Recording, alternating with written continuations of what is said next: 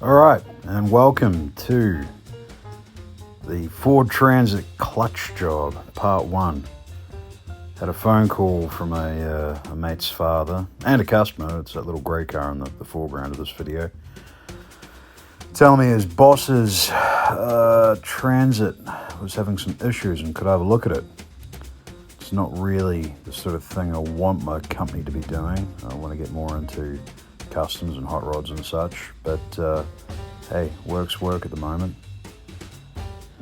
So here I am, setting up the tools, got her on the hoist, disconnecting the battery so I don't zap myself when I'm near the starter motor, and yeah, riveting stuff actually. Throwing some anti-fog liquid on safety glasses, because I was sick of not being able to see anything.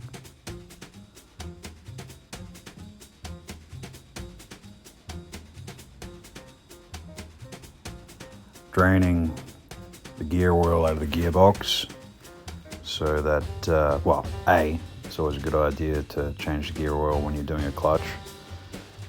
So everything's got a baseline, but also when you've got the gearbox at a funny angle, once it's out, you don't spill gear oil everywhere. Trying to remember what I'm doing back here. Probably loosening tail shaft bolts, hitting them with lubricant. Just remove the heat shield there out of the way. Lots of jumping backwards and forwards. Still working on, I think the exhaust. Yeah, I'm working on the exhaust at that point. Okay, so I need to get that out of the way so I can drop the tail shaft. A little bit of CRC on the mounts so I can get a screwdriver up there and pop the mounts off.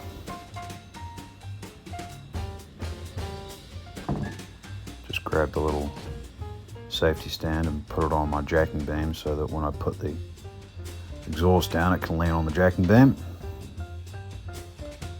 Nice, that worked. When you're working by yourself, you've got to plan ahead.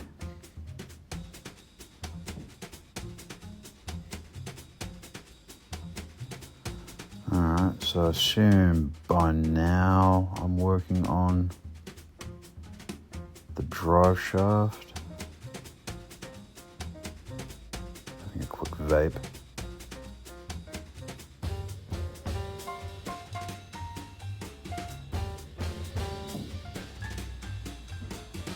She's a long drive shaft, so again, when you work by yourself, you've got to plan ahead.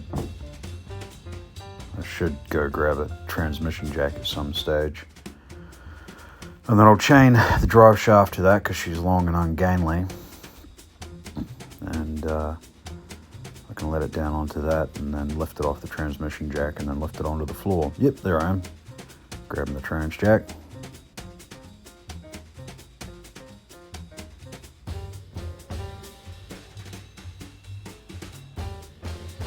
Lowering the hoist after I lifted the hoist to get the trans jack underneath it.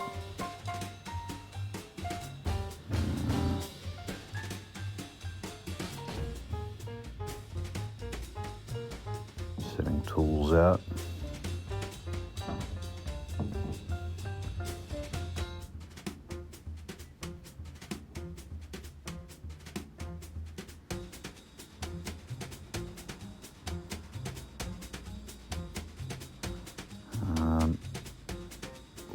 Letting the center bearings down. Okay, so we've gone out of sequence here. The exhaust isn't on the hoist at this point, so when I edited this, I put it out of sequence. Sorry about that, guys.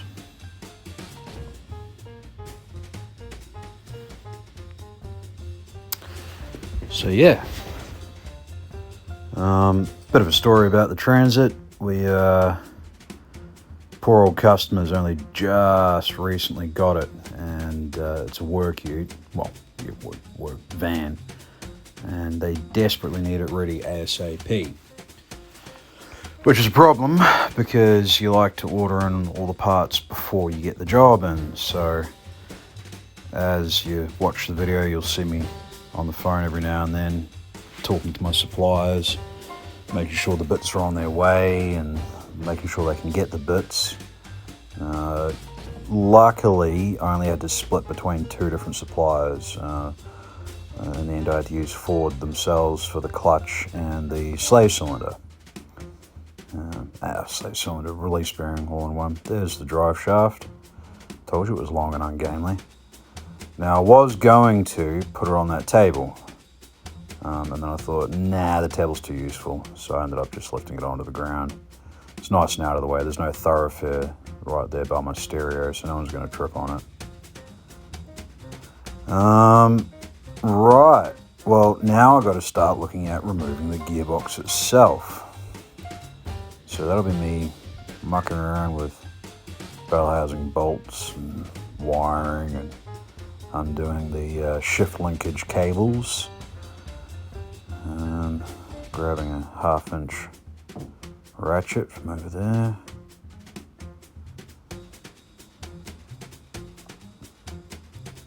Bit of ghosting going on here. I was over at the sink and underneath the the hoist at the same time. I've run this through the iMovie editor a few times, and it sort of got more and more degraded as I sped it up. Well, we're nice and low now, but I don't see any transmission jacks under there with me, so I am still working on bell housing bolts. I catalogue everything as I remove it. I put it into little sandwich bags. I write on a piece of paper how many bolts there are and what they're for, so if they're all the same length, I would have written on the paper, lower bell housing bolts times 6. And I would have put that into a little sandwich bag. Oh, that's right. I had to go grab some deep 1/2-inch sockets. Most of the bell housing bolts were bolts, but there were 2 studs. Therefore, I needed a little bit more depth. Got the trans jack under here now. So I must be getting ready to try and yoink the transmission out. And I see another transmission jack cradling the engine from the front. This is the point that I realised I had to do a little modifying and welding for my second transmission jack to hold the engine nicely. I've got a block of wood, and I've got another piece of metal and an old 3/4-inch socket.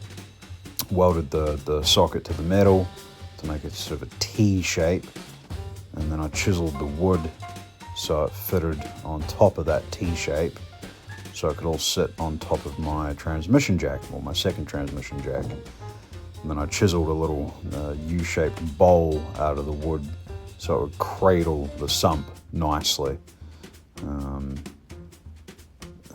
You can use rubber or something, but this seemed like the most quickest way to do it, and it worked really well, to tell you the truth. And as in everything, you've got to plan ahead, so I'm going to need to use that same setup to get the transmission back in, because with the transmission out, the engine sort of rocks back a bit, so I need to level the engine up so as I can get the transmission back in. Tomorrow, actually. Parts only arrived today. Today's Saturday. But I'm looking after my boy, and it is impossible to work on anything with a 7-year-old. Took him to the shop and bribed him with some toys, and then we went to the workshop to start working on it. And within 3 minutes, he interrupted me 5 times, and I said, "Nah, bugger this, we're going home." So I'll do a late night tomorrow. As I was removing the transmission, I ran into clearance issues between the subframe and the firewall. The bell housing just wouldn't clear it. And I came to a horrific realization that I probably needed to remove the steering rack beforehand. So I thought to myself, shit, I'm going to have to try and hump this transmission back in and then drop the steering rack, and what a pain in the ass. In the end, I had a quick look on Google, and consensus is you drop the subframe. So that's what I ended up doing, was dropping the subframe so I can get the transmission out. There's a long piece of metal there right now that I've just put under with some blocks of wood to hold the subframe in place. So by now the transmission is out. The reason I put that metal there and the blocks of wood is because it's going to be sitting on the hoist. This is Thursday that the video is being made. So it's going to be sitting on the hoist for a day or so, and I don't want the subframe to move at all whilst it's all disassembled. That's me on the phone again, now that I've seen that the flywheel is a dual mass flywheel and not the single mass flywheel. So I'm just confirming with my supplier that they have those parts. There's the clutch cover, so that's got the friction plate and the diaphragm spring.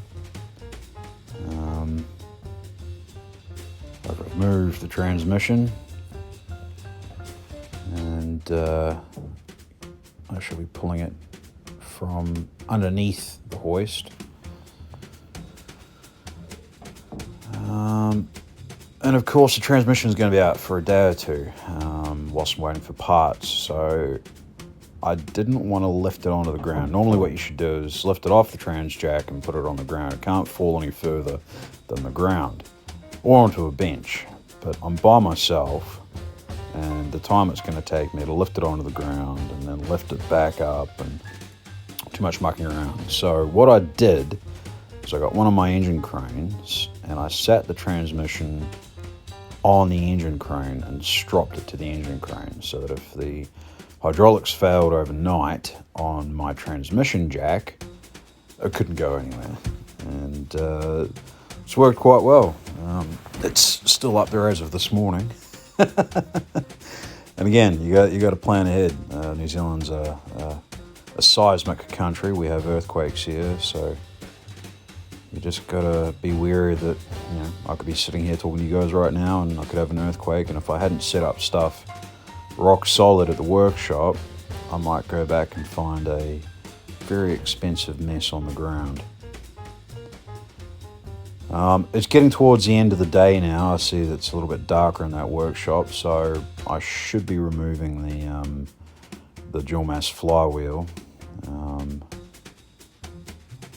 Sweeping up the wood shavings from the engineering bay from my earlier engine mount fiasco.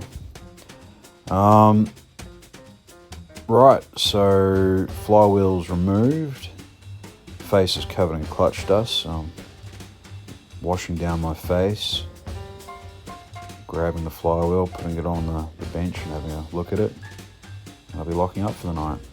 Thanks for watching, guys. Yeah, my first attempt at using a voiceover on any of my videos. Still very new to TikTok and YouTube and stuff.